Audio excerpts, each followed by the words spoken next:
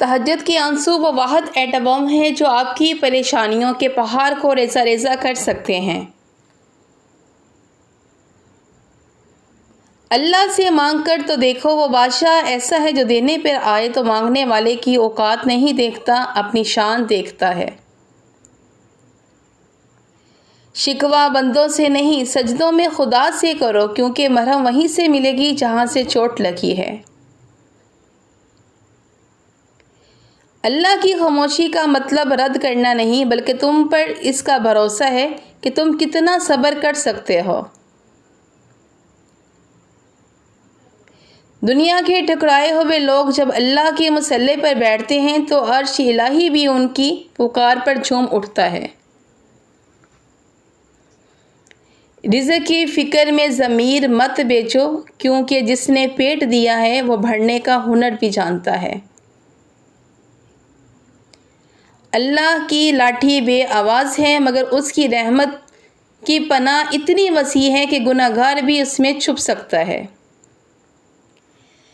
تقدیر پر بھروسے کا مطلب یہ ہے کہ جو اللہ نے چھین لیا وہ تمہارے حق میں زہر تھا، اور جو دیا وہ دوا ہے۔ گناہوں کا بوجھ کتنا ہی زیادہ کیوں نہ ہو، اللہ کی غفور اور صفت تمہارے گناہوں سے کہیں زیادہ بڑی ہے۔ توبہ کا ایک آنسو جہنم کی آگ بجھانے کے لیے کافی ہے، بس وہ ندامت سے نکلا ہو۔ شیطان تمہیں ڈراتا ہے کہ تم بہت گنہگار ہو، جبکہ اللہ پکارتا ہے کہ میرے بندے واپس آ جا۔ نیکی کی طرف پہلا قدم اٹھانا مشکل لگتا ہے، مگر اللہ 70 قدم تمہاری طرف بڑھا کر اسے آسان کر دیتا ہے۔ موت کا وقت متعین ہے، اسی لیے توبہ کو کل پر مت چھوڑو، کیا پتہ تمہارا کل ہی نہ ہو۔ بدل جاؤ اس سے پہلے کہ تمہیں بدل دیا جائے، اللہ کی طرف واپسی کا راستہ ہمیشہ کھلا رہتا ہے۔ سجدہ وہ مقام ہے جہاں انسان فرش پر ہوتا ہے، مگر اس کی پکار عرش پر سنی جاتی ہے۔ دل کا سکون برینڈ کپڑوں میں نہیں، بلکہ ذکر الہی میں چھپا ہوا ہے۔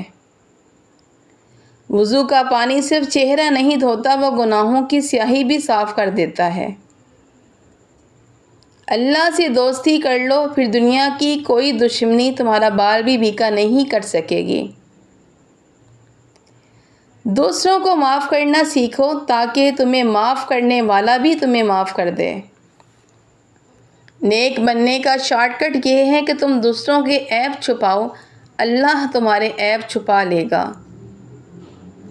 حرام کی لذت چند منٹ کی ہے، مگر اس کا حساب صدیوں کا ہے، پاکیزگی اختیار کرو۔ کسی کا دل توڑ کر حج کرنے سے بہتر ہے کہ کسی یتیم کے سر پر ہاتھ رکھ دو۔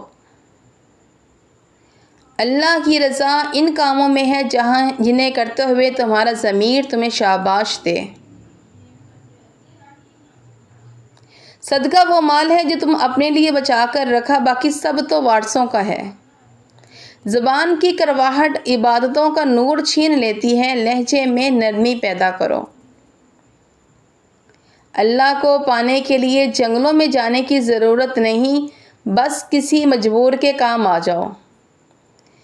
اخلاق وہ خوشبو ہے جو انسان کے مرنے کے بعد بھی اس کی یاد کو زندہ رکھتی ہے۔ تکبر کا سر ہمیشہ نیچا ہوتا ہے، کیونکہ بلندی صرف اللہ کی ذات کو سجتی ہے۔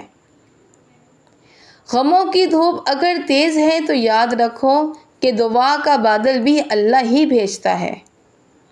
اندھیری رات کے بعد اجالا اللہ کا وعدہ ہے، اور اللہ اپنے وعدے کے خلاف نہیں کرتا۔ تم اکیلے نہیں ہو، تمہاری شارخ کی بھی زیادہ قریب وہ ذات ہے جو تمہاری دھڑکنیں گنتی ہے۔ جو میاں بیوی ہر رات ایک بستر پر سوتے ہیں، ان میں محبت، ہم آہنگی اور رشتہ مضبوط رہتا ہے۔ ماں سے کبھی بھی اس کی محنت، باتوں اور مجبوریوں کا شکوہ مت کرنا۔ قرآن پڑھتے ہوئے نیند آنا دل کی غفلت یا جسمانی تھکن کی علامت سمجھا جاتا ہے۔ عبادت کے وقت برے خیالات کا آنا عام طور پر وسوسہ شیطان سمجھا جاتا ہے اور یہ ایمان کی کمزوری نہیں بلکہ آزمائش کی علامت مانا جاتا ہے۔ مشکل وقت اللہ کا امتحان ہے اور امتحان ہمیشہ لائق شاگردوں کا ہی لیا جاتا ہے۔ ہمت مت ہارو، کیا پتہ اگلی دعا ہی تمہاری زندگی بدلنے والی ہو۔